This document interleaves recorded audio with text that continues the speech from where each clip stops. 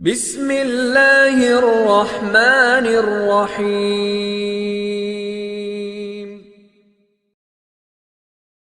حضور کی قربت کا ذریعہ بھی درود ہے۔ کون سا مومن ہوگا جس کو حضور کے دیدار کا شوق نہیں ہے؟ کثرت درود کی برکت یہ ہے کہ حضور کا دیدار نصیب ہوتا ہے۔ حضور کا دیدار نصیب ہو جائے تو بتاؤ اور کیا چاہیے؟ اللہ اکبر۔ فرمایا جو میرے اوپر ایک مرتبہ درود بھیجتا ہے اللہ اس پر 10 رحمتوں کا نزول فرماتا ہے۔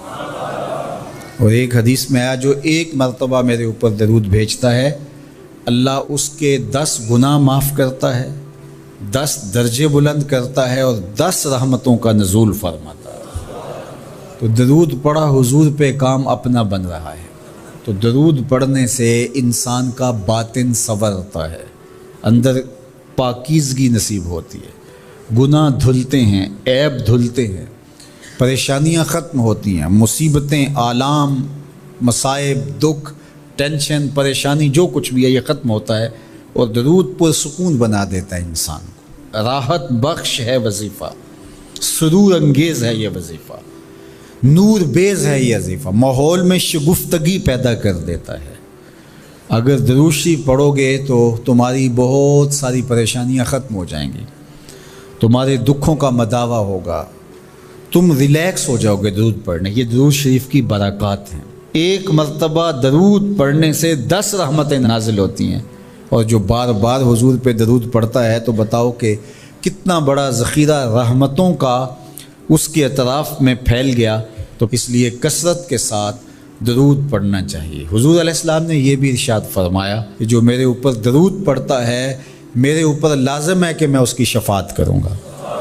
شفاعت رسول کے حصول کا ذریعہ درود بنتا ہے، چونکہ ہمارا آسرا ہی حضور کی شفاعت ہے۔ وہ دامن شفاعت کھولیں گے تو ہم گناہ گاروں کا کام بنے گا۔ اور وہ نصیب کیسے ہوگی حضور علیہ السلام کی شفاعت؟ کثرت درود سے۔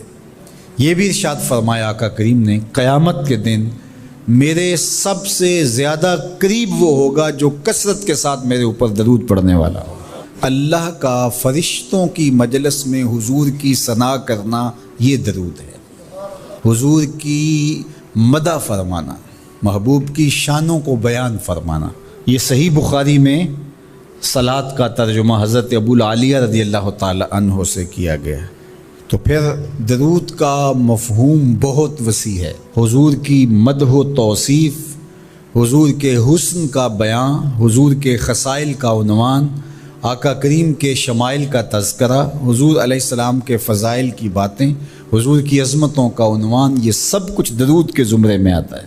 اور پھر ساتھ صیغہ بھی درود کا ہو اور اس میں شانیں بھی حضور کی ہوں، جس طرح درود تاج میں ہے۔ تو اس میں حضور پر درود بھی بھیجا گیا اور ساتھ حضور کی عظمتوں کو بھی بیان کیا گیا۔ تو یہ ایک خوبصورت گلدستہ بن گیا۔ درود شریف کے جو مفاہیم بیان کیے گئے ہیں ان سب مفاہیم کو یہ اپنے جلو میں لیے ہوئے ہے یہ درود۔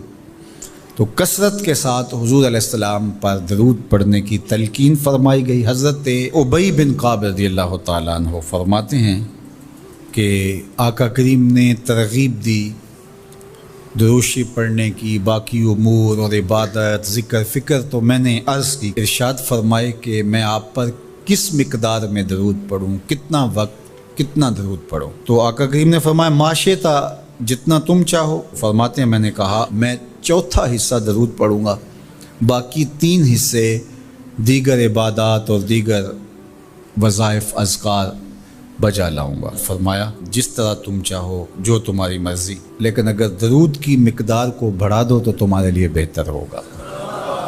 تو میں نے کہا النصف، میں آدھا وقت درود پڑھا کروں گا اور باقی چیزیں باقی آدھے وقت میں کروں گا۔ فرمایا جس طرح تم چاہو، لیکن اگر درود کی مقدار کو بڑھا دو تو تمہارے لیے بہتر ہوگا۔ میں نے کہا کہ حضور میں 2 حصے درود پڑھوں گا اور 1 حصہ باقی وظائف اوراد بجا لاؤں گا۔ فرمایا جیسے تمہارا دل چاہے، لیکن اگر تم درود کی مقدار کو بڑھا دو تو تمہارے لیے بہتر ہوگا۔ فرماتے ہیں میں نے کہا حضور میں پڑھوں گا ہی درود، سارا وقت میں آپ پہ درود ہی پڑھتا رہوں گا۔ فرمایا پھر تمہارے سارے دکھ تکلیف اذیتیں پریشانیاں اس کے لیے یہ درود کفایت کرے گا، اور تمہارے گناہوں کی مغفرت فرما دی جائے گی۔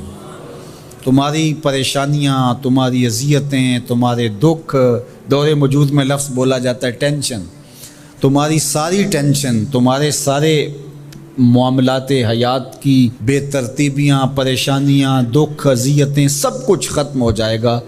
درود سب دردوں کا مداوع ہو جائے گا، سب دکھوں کا علاج ہو جائے گا، سب پریشانیوں کا حل ہوگا، سب مصیبتوں کا مداوع بن جائے گا، اور ساتھ ساتھ تمہارے گناہ بھی بخش دیے جائیں گے۔ تو درود جتنی کثرت کے ساتھ پڑھا جائے اللہ کی اتنی ہی رحمتیں نازل ہوتی ہیں۔ تو باقی وظیفے، باقی اوراد وہ بھی فضل و شرف والے ہیں، لیکن حضور نے فرمایا کہ پھر تمہارے لیے ایک درود ہی کافی ہو جائے گا۔